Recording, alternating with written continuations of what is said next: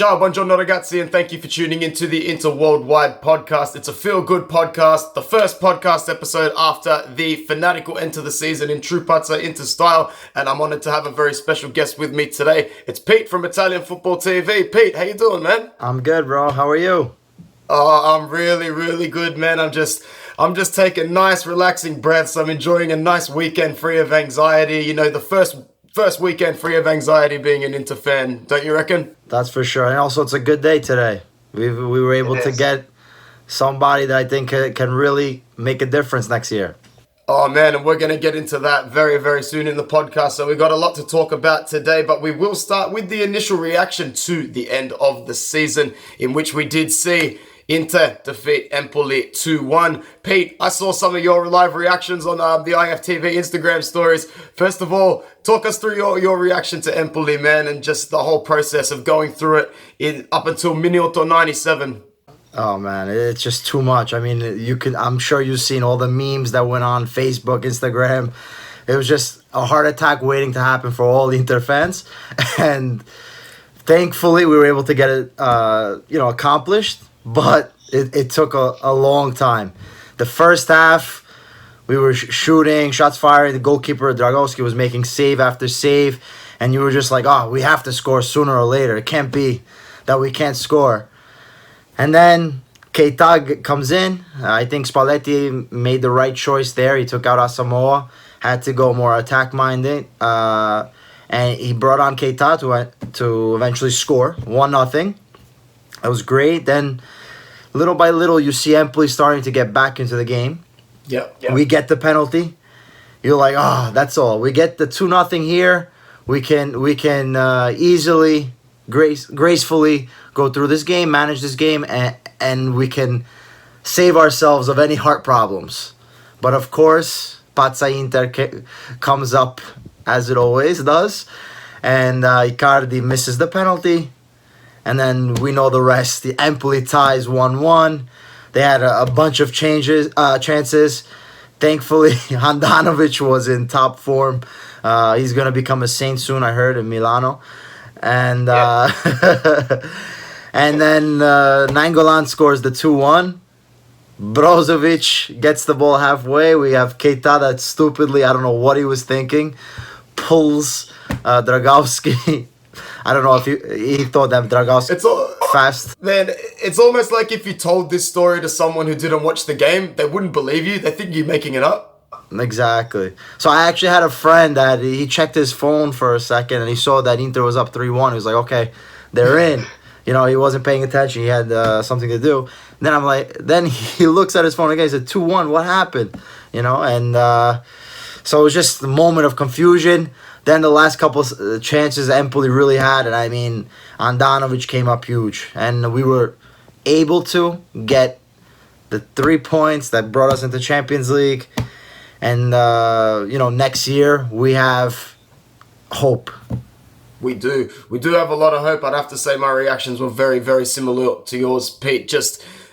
I feel as though Inter this season has also taken away a large part of the ability to celebrate, because I feel like I'm only celebrating about 70% of the way I used to if we were to score a goal, because there's still that 30% in the back of your head like, hold up, let's just relax until we see the scoreline actually go on the board and play restart, because so many times this season we've seen VAR being used in order to overturn decisions, and that time was no different. In regards to Keita Balde, I think it was a good decision by Spalletti to bring him on. I think that was one of the tactical changes that I think he could have made a few more times throughout the season, and we've mentioned a couple of times here, it could be something to do with a clause in the contract of how many minutes Keita Balde can play before redemption option is taken up. Just before we do move on, I'll ask Pete's opinion now. Keita Balde, where do you stand on the redemption?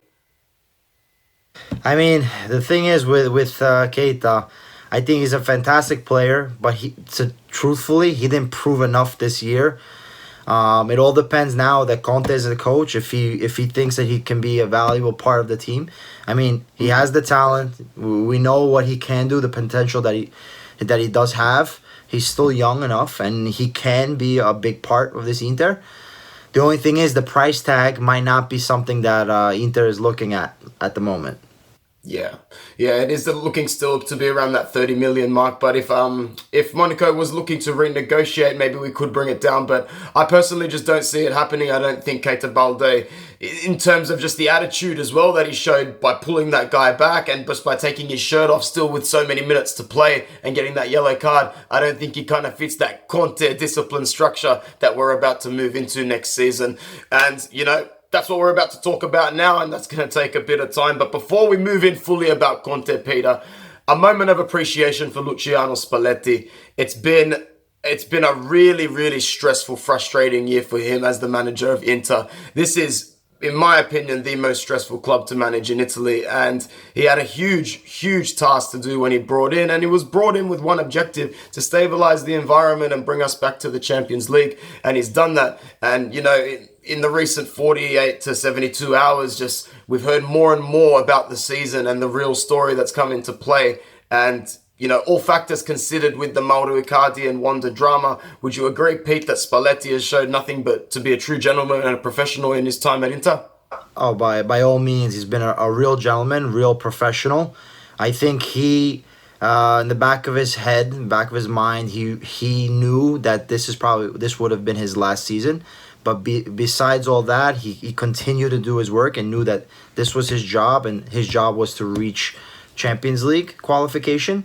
Even in the beginning of the year, I mean, a lot of people expected Inter to be the real challenger to Juventus. I mean, it would have taken a lot, but looking at the players and the quality of players that we have, anyone would have said, "Oh, Inter should definitely finish, second place, and could possibly challenge Juventus." That all said, we know better than anyone else as Inter fans, there's always something that happens with Inter, and this year was a roller coaster. I mean, the whole ordeal with Icardi, I don't think any real coach has to deal with, and it just so happened that for some strange reason, it all boiled over in Inter world. So, that being said, I think Spalletti definitely handled it with with the right hand, and he didn't really force anything and didn't create any more problems that it could have happened. I mean, when the locker room doesn't gel, it can be a big problem, and a coach can lose the team very easily. But he somehow managed to keep it up. So I mean, that being said, I think this year, even though we qualified, it shouldn't have been this stressful. And I'm not to say that it's all Spalletti's fault, but later during the season, I felt that Spalletti was too calculated in what he was trying to do, and he knew that he just needed just enough to make Champions League. And I think that really leads to his demise, that he's not the coach to bring Inter to the promised land or to bring Inter to winning trophies. Absolutely. I'd say he lacks a certain few personality traits that we have just found in our new manager coming in. And there's a lot to talk about with the arrival of Antonio Conte, who was announced about, I think, just under 24 hours ago officially by Inter as our new manager. So many dividing opinions, even as I woke up this morning and having a look at some of the stories. I've seen that Juventus fans have started a petition to remove his star outside the stadium. I'm not too sure what your reaction is to it, Pete, but I'm very happy to have Antonio Conte at the helm at Inter. Seeing him succeed at Juventus, obviously, we had no care for that whatsoever, but when you take ego and when you take bias aside, the man is a fantastic manager. He shows a lot of fight and a lot of grinta, and he really knows how to get the best out of his players. Even players that aren't necessarily world-class players. I was absolutely blown away at the job that he did with that very average Italian side in Euro 2016 that was able to take it to Spain and take it to Germany pretty well. So I'm really happy, Pete, to have Antonio Conte at the helm at Inter. I think he's going to bring a certain mentality and fight that some of these players have never seen before, and it just might extract that extra percentage out of some of these players that, have been teetering on maybe 6.5 out of 10 players for a while for us. What do you reckon? I can't agree with you more. I mean, Conte, as far as any coach that was on the market, is probably my first choice. Just for the fact that he knows how to win. He has a very strong mentality and a desire to really get the most out of every player, and I think that's what's so important. And I think, like you said, all the players need this type of force, and he's gonna do. I personally think he's gonna do a great job because we do have the quality players, like I said before, and now it's just a matter of working hard and getting in the trenches to benefit Inter. Conte has history with Juventus. You know, a lot of Inter fans also are not too thrilled maybe because of his history.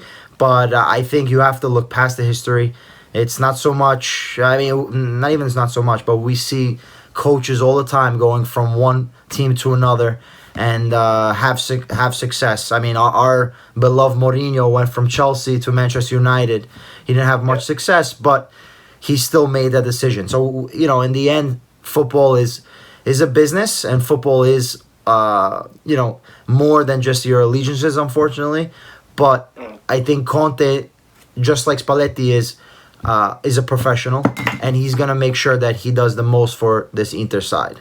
Yeah, absolutely. I couldn't agree more with you as well. I think that he's just going to bring a new dimension to the locker room, and it's really going to elevate some of the other members of the club that are working, and the technical team around him as well. It's just going to be just elevated, that level of elevation that we do need. And you know what? We've got to talk a little bit about Mauro Icardi and Antonio Conte. Now, I'm not too sure if these rumors are true. There's a few different stories coming out that, you know, Antonio Conte has said that he doesn't even want to see Icardi or his lawyer, and he's actually insulted at the fact that a lawyer would need to be there to speak to him. He doesn't want to speak to Icardi. Icardi really wants to stay at Inter and repair the relationship with the club, and that obviously has to go through the relationship with the new manager, but Conte is not having a bar of it. Pete, in your opinion, would you be giving Mauro Icardi another chance at the club, and why not? Why not? I mean, listen, I think if it was up to me, I don't know, I have a strange thought. I think that I would give a chance to Icardi just for the fact of his ability to score goals.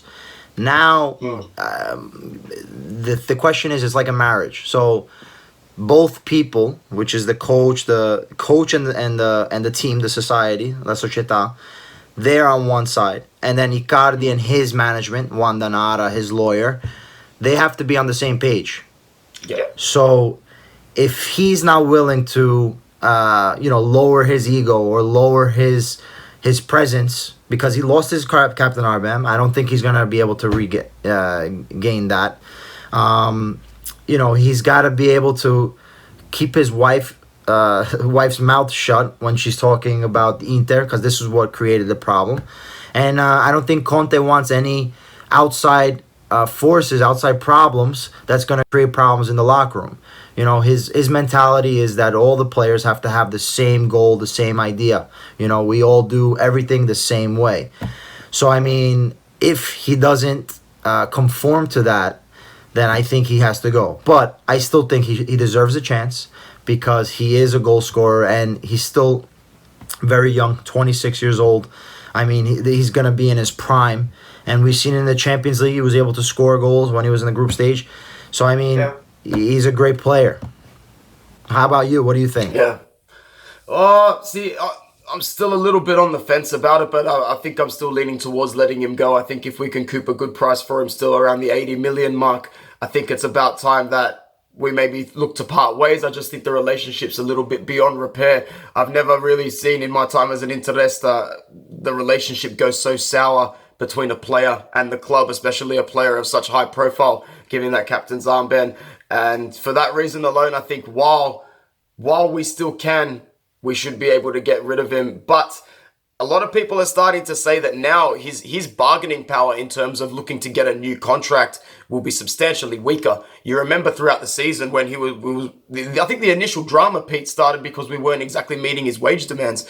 And I'd really like to see him and Nara walk into a boardroom with Conte now and try and get those kind of wages. We might be looking at a new contract pretty low for Mauro Icardi, or just a very, very slight pay jump from what he's on now, and absolutely nowhere near the 9 or 10 million per season that he was asking for. So for that reason alone, it could be in the club's economic reasons to look to re-sign Mauro Icardi to another contract. But as of right now, I'd still look at parting ways with him, especially if he's not going to look at fitting Conte's tactical setup, which is what we're going to talk about now. So, Well, can I just? in terms of how Conte will, Is it possible I could just say you said that Icardi goes for 80 million? Now, what happens if there's an offer for a lot less? Because that has to really be thought of. Yeah. Because right now Yeah. he didn't have a great season at all. And, the No. teams know that he wants out, or the team know that Inter will be looking to sell him. So I think it's trying to figure out if it's worth selling him at a certain price, and like you said, if his salary demands and whatnot. So I mean, there's decisions to be made, but I think with Marotta, with Conte, they're gonna make the right decision. If it's for him to leave the club or if it's for him to stay. Yeah, I would agree. Definitely that last part. I have complete faith in Beppe Marotta and Antonio Conte to make the right decision. Things are looking on the up. They look like they're making the hard decisions and all the right ones. So we'll back them in their decision no matter what for that, I reckon.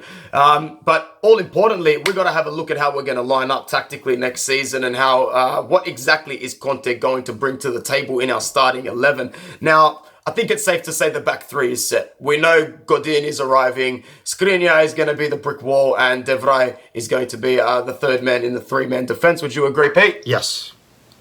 Yes, awesome. How do you feel about Godin, by the way? You happy that he's coming in? Definitely. I mean, he's a experienced defender. He's been, pivotal in Atletico's different campaigns in La Liga, and then also bringing the Atletico team to 2 finals in the Champions League. And he's always been a force to reckon with, even scoring against Italy. So he has the ability to score, tooth and nail type of defender that you need. And I think he can really do well in the Serie A. Yeah, absolutely. I would agree. In terms of the formation, it looks like it will be a 3-5-2. So we need to talk a little bit about the wing-backs. We'll move into that next.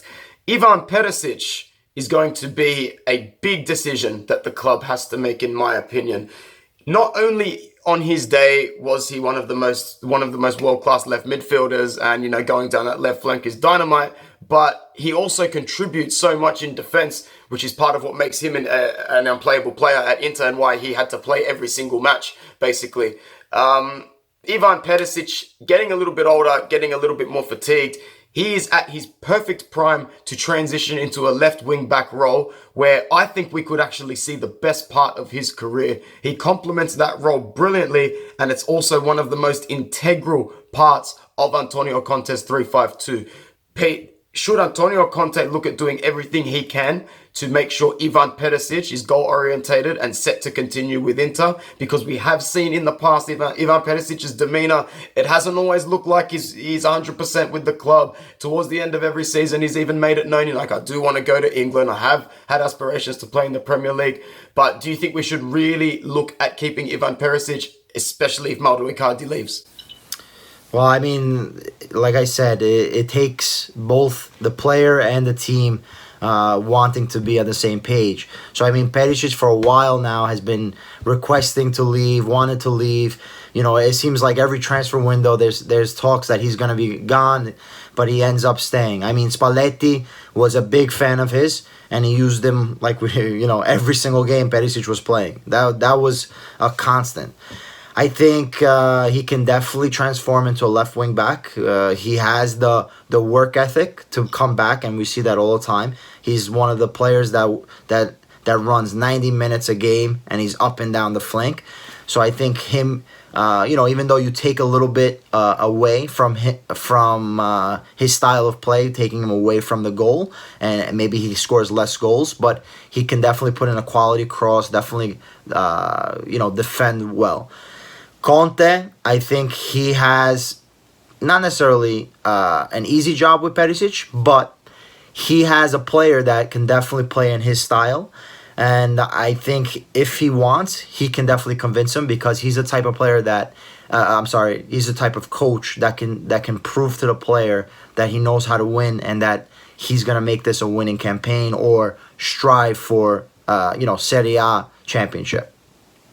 Yeah, I would have to agree there as well. Moving over to the other wing-back position on the right, Danilo D'Ambrosio had, in my opinion, his best season for Inter this season. And I've been a bit of a critic, Pete, in the past of Danilo D'Ambrosio. While I've never called him a a horrible player or a bad player. I just think he represents what was so mediocre about us for the last maybe 4 or 5 seasons. But he's just shown great improvements in all aspects of his game this season, especially in his attacking contribution. He's contributed many assists. How do you feel about lining up with D'Ambrosio in that position next season? Or do you think that if we really are looking at challenging for the Scudetto or looking at least making a little bit of a run in the Champions League, does that position need an upgrade?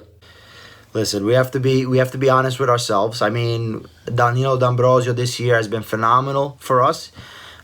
He saved the goal versus Empoli, saved the goal versus Milan. So he's one of those players that gives his all. He knows what it means to be an Inter player, and he knows that he's probably not the best quality player, but he gives his all every single game, and he's played an important part in the past 2 seasons for Inter, and Spalletti has used him religiously as well.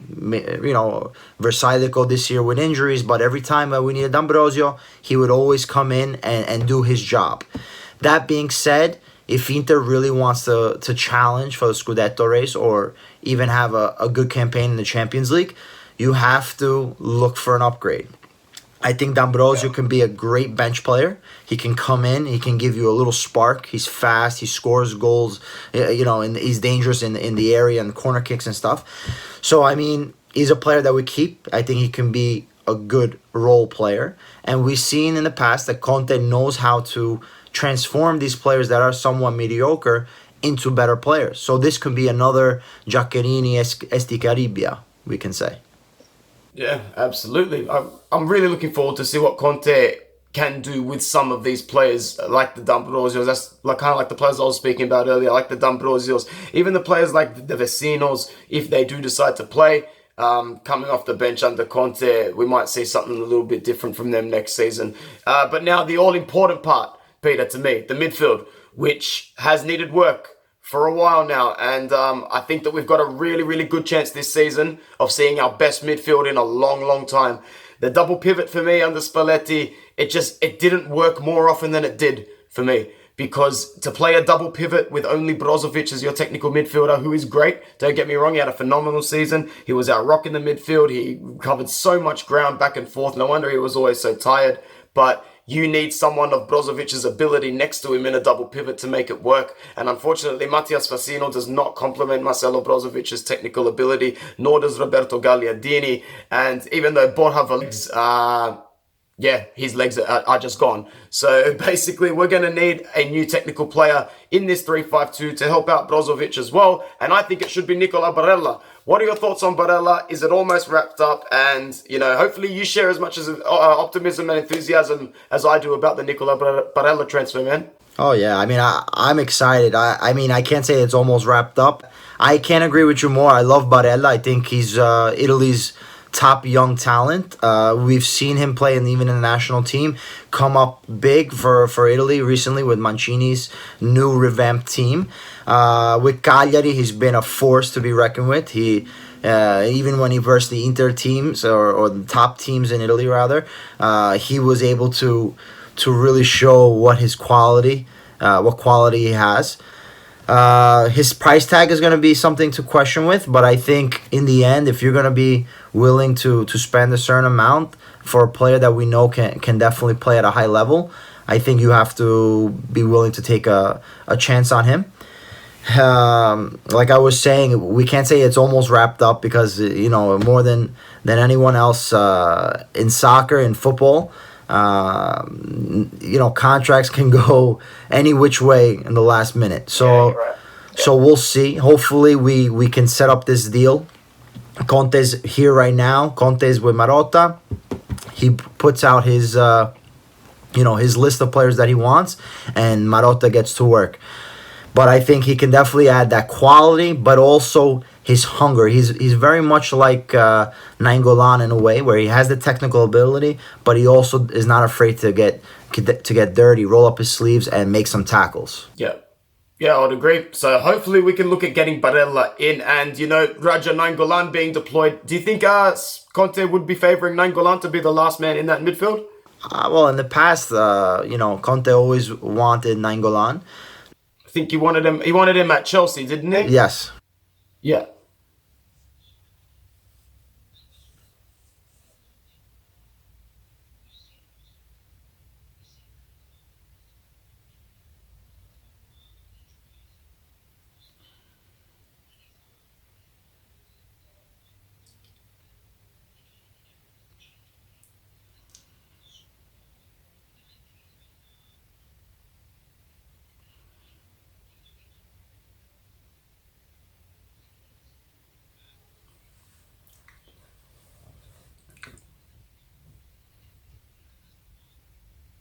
Yeah.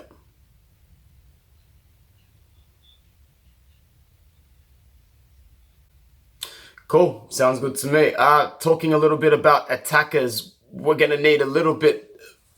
I wouldn't say that we're going to desperately need to revamp our attack, but there's definitely going to be a couple of names on Conte's list. Most noticeably, Edin Dzeko, Romelu Lukaku, and we need to speak a bit about Federico Chiesa as well. Pete, Dzeko, Lukaku, are you excited about these two names that have come up on Inter's transfer list? What do you think about them? Who would you take, even if it came down to picking one? Because I don't think we're going to get both of them. Well, sometimes you have to look at the numbers. I think Lukaku. A lot of people say that Lukaku's is Conte's number one choice. Lukaku is a physical presence. He's fast. He's a lot younger than Dzeko, but he also has a 80 million transfer market value. So I mean that could be a lot to spend on one player, especially that he doesn't have the experience in Serie A, or rather in Man U, he hasn't had such a bright season that you can say, okay, I'm willing to spend this much. Dzeko, on the other hand, even though he's not so young anymore, he is in one of his, I think, last year in his contract, if for next year, I think. So he might be able to get it might be a steal to get for this year. He is older, but his technical ability is amazing. For a person his size, he's able to hold up the ball so well. He can score goals. He has history scoring goals. He knows how to play in Italy, which is very important because it is different from a Premier League and a Liga. I'm not saying it's better than the other one, but it is a different style, and it could get, you need some time to get accustomed with. So, I mean, I would personally take, if we had to make a decision between Dzeko and Lukaku, I would say Dzeko. And, I think he can give you the best opportunity within these next couple of years. Yeah, and with Marotta on board, he's probably one of the best negotiators in football in Europe, to be honest. We're very lucky to have him. So no matter what happens, if we do get Dzeko, you can guarantee we probably are going to get him for a steal. None of this rumored 20, 21 million that Roma wanted. I think it'd be more close to about the 10 to 12 mark, to be honest, if we were going to go and get Dzeko. And to be honest, I'd be really happy with that as well. As Pete said, he does have this amazing ability for his size to hold the ball up and be able to distribute it to other attackers and just recreate something in the final third, which is something that Romelu Lukaku can't really do. His touch is very sloppy and sluggish, and he can score goals. Don't get me wrong, he can score goals. Give him the ball and he'll score a goal. But even in Italy, which isn't as free flowing as England, you'd actually probably predict him to score more goals in England than he would in Italy, which he did show in his first season at Manchester United. I think in all competitions he had something like 26 goals, but I just don't see him replicating that sort of goal scoring form in Serie A. Another name that keeps coming up is Federico Chiesa, a player who I like in terms of his ability, a player who I don't like for his Neymar-esque ability to find the ground quite easily. Pete, what do you reckon about Chiesa? Because in terms of price tags, that's going to be a heavy one, man.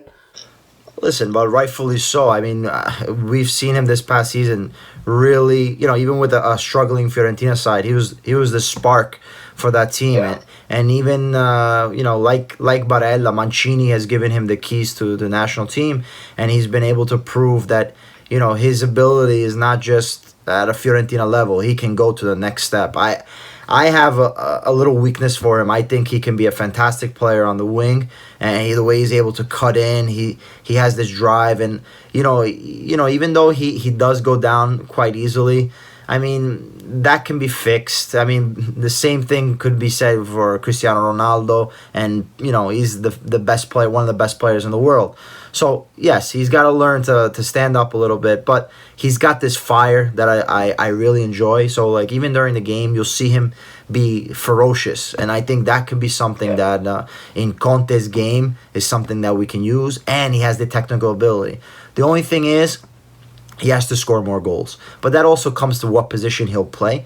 If he's farther away, obviously, from the goal, he's not going to be able to score as many goals. But I think at his young age is definitely worth a certain price tag compared to other players.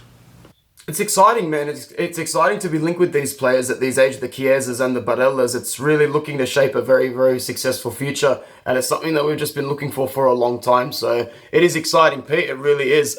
Couple of things before we get to a couple of comments at the end. First of all, AC Milan, unfortunately, are not looking as healthy as us at the moment, Pete. Couple of comments flew in this week saying that they may be looking at taking a European ban, and that's something that I wanted to talk about in this podcast because we haven't spoken about this yet. Would you in AC Milan, would you be looking to take a European ban at the moment now that they didn't qualify for the Champions League? Well, so if they take the ban now, they wouldn't have to I think what's the rumors are is that they need to fulfill a 2-year European ban because now they're not going to be able to meet any of their financial fair play requirements. The Plus Valenza will be very negative on their books and everything like that. So, now that they've only qualified for the Europa League, it's maybe in their best interest to just take the 2-year ban now and sacrifice Europa League. Hey, I mean, that might work. It all depends on what is going to be happening with Milan.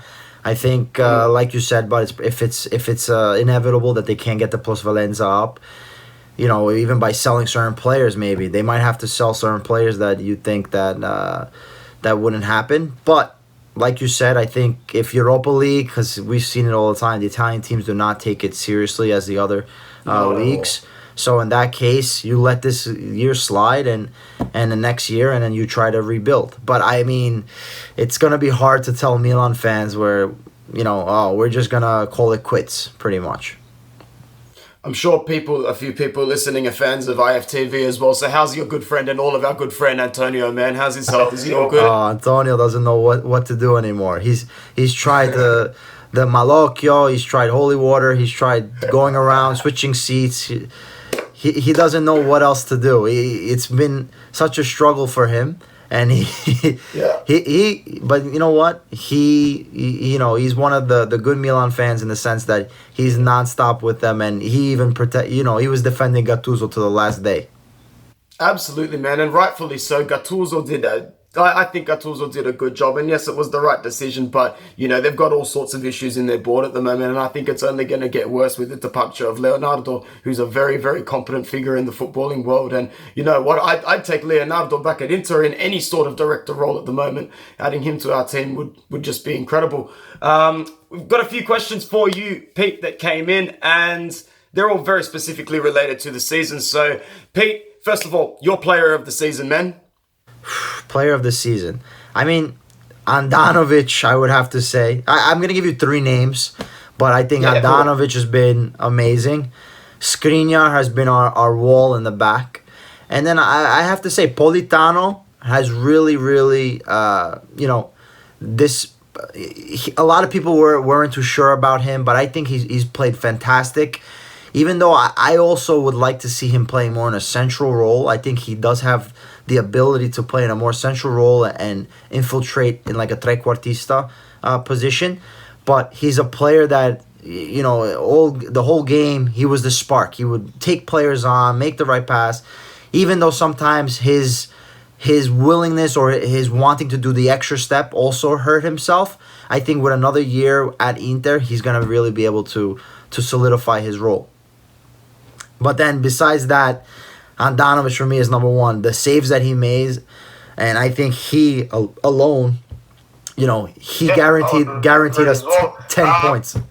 All right. Next question. Goal of the season. Now, me personally, Pete, I saw a few good goals this season, and even though we didn't get that result against Juventus, Nainggolan's strike takes the cake for me. 6 minutes of the match, it was really early, cold, 4:30 in the morning, and like I'd barely woken up, but that one sent shockwaves through me early in the morning, man. What was your favorite goal of the season? There was a few, you go, man, you go. Yeah. I mean, Nainggolan's goal was spectacular. I think another goal was, let me try to see. I'm trying to think off the top of my head now. But let's go with Nainggolan. The difficulty to be able to make that volley, even though Szczesny should have had a better save on that, he just hit the ball so sweetly and he scored that goal. It was amazing. And then that also, being able to score against Juventus for any player is huge. Yeah. What about your favorite moment of the season? Favorite moment of the season? Oh. See, me personally, I can't even say the Empoli. I mean, that's why that was not fun. That was not fun at all. I do not want to say it. I do not want to say that. I think, you know what? Actually went to the derby, the last derby that we won 3-2. So that was my first one in Milano. The whole city is just insane. From the morning till when the game actually happens. And that game was, I think Inter played one of the best games of the season. They really made Milan look foolish. And then, of course, in the end, like always, there was always a dramatic part where Inter looked like they can give a game away. But by far, one of the greatest games that I've been to, packed stadium, and great memory that I have. Yeah, absolutely. Me personally, my favorite moment of the season was actually winning the first derby, only because it really was the last kick of the match. That cross from Vecino and the header from Icardi. I was actually late for work. I had my bag on. I had like one eye out the door, one eye on the TV, and I'm like, I just couldn't believe it that it went in. That'll definitely be my favorite moment of the season. Your flop of the season, Pete. It can only be one. This question might be a little bit more difficult. Man. Let's see. I'm not going to say Versailles because injuries really plagued him. I'm going to have to say Icardi. Icardi is might be the obvious one, but he's a player that, was our captain. He's expected to score 20 goals a season and lead Inter. And, after December, he completely lost his touch. Yeah, I'd have to agree. I don't think many fans would disagree with that as well. Altogether, what would you rate our season out of 10? Out of 10. You know what? Even though we can say, we made our objective, I would give a 6. And that's just because we should not have waited to the last 10 minutes of a season to actually qualify for Champions League. With the players that we have, and even with all the struggles that we've had, we should have qualified way before that, and the 6 is just satisfactory, pretty much. That's it. Really, it really is, man. It really, really is. Me personally, I would say a 6 as well, just because not even the last day. So many of the fixtures this season were just won in typical grinding Pazza Inter style, and it was just stressful. I can remember matches such as the dramatic last win against Sampdoria. There were still too many games where we dropped easy points against poor opponents. I remember letting Chievo score with the very last kick of the match as well to make it 1-1, I think it was. The loss to Parma, Cagliari, Bologna. These are the type of games, Pete, next season that I want to see us grab by the balls and win comfortably. And that way, the ladder at the end of next season will actually reflect the competency that it really should have this season. Would you agree? I can't agree with you more. I mean, those are the games that make you win the championship, that make you win Serie A. If you lose versus the little teams, that's where you lose your points. Yeah, absolutely. All right, guys. Well, that's all we're going to have time for today on this edition of the Inter Worldwide podcast. Thank you to all who have listened, but most importantly, thank you very much to my special guest, Pete. Thanks for coming on, man. Thank you, guys. Thank you, Inter Worldwide. Fratelli del Mondo, Forza Inter sempre. Absolutely. And if you're late to the party, make sure you go and check out Italian Football TV, the best English-speaking cultural podcast and show going around. They keep bringing constant fire after fire. Make sure you check it out. All our socials and links are in the description as well. From all of us here at Inter Worldwide, Forza Inter. Ciao ragazzi. Ciao.